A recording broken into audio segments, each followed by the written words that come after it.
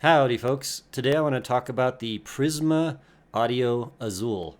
This is a kind of a DIY set, although this fellow he's out of Australia, I believe. And he makes these, he developed the whole thing himself, the build, everything else, tuned it himself, and is producing these for folks to purchase for. It's like 400 Australian dollars, and I've heard they're maybe like 320 American dollars, something close to that. Two balanced armatures. The cable, by the way, in this picture is not, I don't believe, the stock cable. This set was furnished by Paul Wasbi. He's got a great YouTube channel where he reviews cables and headphones, maybe other things that I don't notice. But he's a great guy. He sent these to me to review, and I really appreciate that. Thank you very much, Paul, if that's your name. And the cable, like I said, I don't think this is a stock cable. I think this is maybe one of Paul's special. I don't know the brand, but it's quite nice, high quality copper cable. Um, I mean, pretty much when you're dealing with Paul, any kind of cable he's going to recommend is going to be badass. So, it's an awesome cable. A little stiff.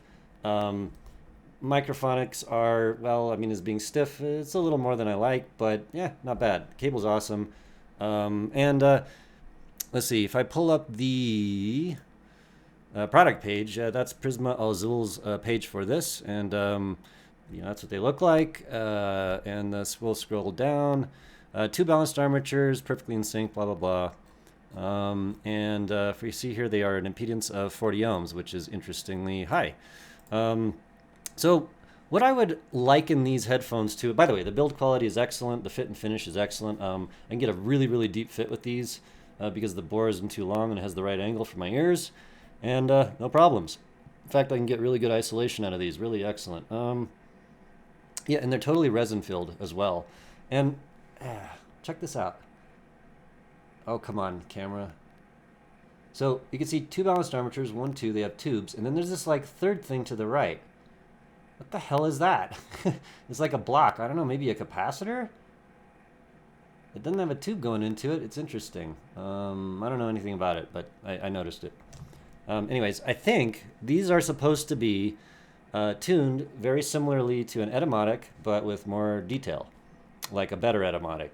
And also, you don't need the deep fit going halfway through your skull, so that part is really nice on these. Now, I do believe that he didn't actually hit the mark on these, and the reason is because a lot of folks feel like they want more treble. Now, this is very dependent on your chosen volume playback levels. So I believe this fellow likes it either low to medium volume. Of course, everybody knows I'm a blast your face off volume guy. So immediately, these are very, very, very treble heavy for me. Very, very, very.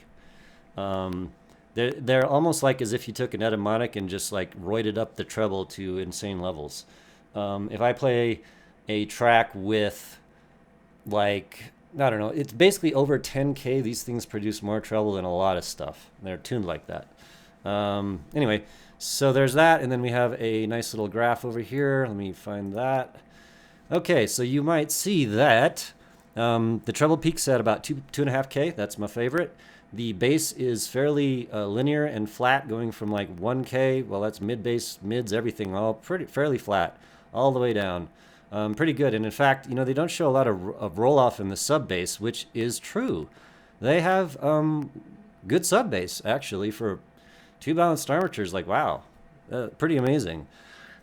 But strictly speaking, once we get up to 2.5K, we're going to come down. And this little plateau, this platform here, it's really bright. And anything in the like 14, 15K range is just going to be like, I can hear that, and holy smokes, it's like little, daggers hitting your eardrums, so to speak. If you get a track with that actual information in it, not every track is like that.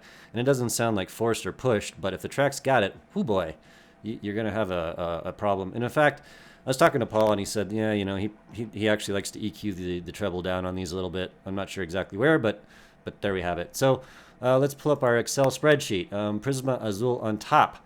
Exceptional, and special factor, which is, of course, my personal opinion on whether or not I listen to it. We're going to give it a 7.5. They could be better if the treble was less. I don't need this much treble. I can hear quite well. At least I think I can. Accuracy. So I'm going to give them a good 8 out of 10. As far as the critical neutral graph, they hit that pretty closely. I think Critical called them uncolored. Well, I do hear them as being quite colored and like tilted towards the treble, if you want to call that color, I don't know, but they're really quite accurate in terms of what was intended, with some extra detail and treble. Wideness is a 7.5. They don't really have that sort of total top of the line sort of wideness that you might get out of really spectacular sets, but it's not bad and it's fine. I don't find it to be a problem. 3D is pretty decent on these. We'll give it an 8. Could be a 7.5 depending on the track and how much treble that track is throwing at you, because again, you get a lot of it. But pretty good indeed, actually, for 2 drivers. It's pretty outstanding overall. Moving on, let's go to imaging. Imaging is an 8. So things left to right, you can pick out pretty well. Up and down a little bit. Behind the ears, like a hair. I might be doing well, I consider that sort of thing 3D sort of more than imaging, which would be, I think, left to right. But we'll give it an 8. They're actually pretty cool indeed. I might downgrade that to a 7.5, but I'm a little bit hyped on them right now, so we'll leave that there. Volume scaling 7.5. So this is kind of relative to the track you're playing. If you have, like I said, a really high-end track, a lot of treble detail, you're going to not be able to scale them up in volume quite as well. So maybe a 7 in that respect, or maybe even a 6 if you've got like a really treble heavy track. Cascade, I listened to some Cascade on this, and like, God, the vocals on that thing are just pushed so hard on a lot of Cascade tracks. They're right in the sibilance range. This doesn't get sibilant, but it's a lot. It's a lot. So 7 or 7.5 volume scaling. Bass. I was battling around like 7 or lower, and I'm thinking, no, they don't roll off in the sub bass, and they don't have a lot of mid bass, so there's no like bleed or anything. So I like them pretty good on the bass. They're what I would call pretty accurate, we'll say. 7 out of 10. Maybe no extra special, but pretty good and pretty accurate. Mids are going to be a 7, and they're a little dry and a little bit. So if we go to the graph, yeah, if we go from the 1K to the 2.5K peak here, and by the way, the mid peak should always be the most peak or the most energy out of a tuning. I don't ever want to see tuning above the mid peak unless it's sub bass, in which case I'm cool. Sub bass being below, say, like 50, or yeah. But in any case, so we have like, this looks to be about 7.5 to 8 decibels, and particularly I really like that to be 10. It just hits me in a better sweet spot with a 10 decibels swing here. So I just wanted to go over that. So mids a little dry, a little uninvolving compared to what my favorite sets are, but not bad, and relatively correctly tuned. Treble. Now you're like, well, geez, I just talked about a lot about treble, how these are a lot of treble. They have too much treble, and the problem is basically that I probably can't listen to these unless I EQ it, and then so we're already into the range of that's not really my favorite. I would listen to them. They have a lot of good respects, and the treble's not incredibly bad, but yeah, given the wrong track, it's going to be just like, wow. So yeah, we're going to do a 6.5. I really think they should do better on this treble on this set. And again, if they just did something like,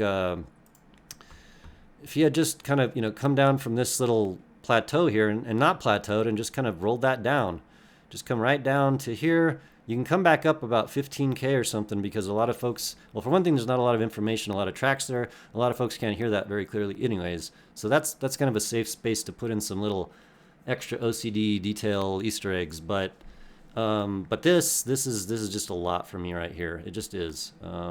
So that, go back to the graph, and then the resolution, because they have a lot of treble, and I mean, it's pretty good, 7 out of 10, not bad.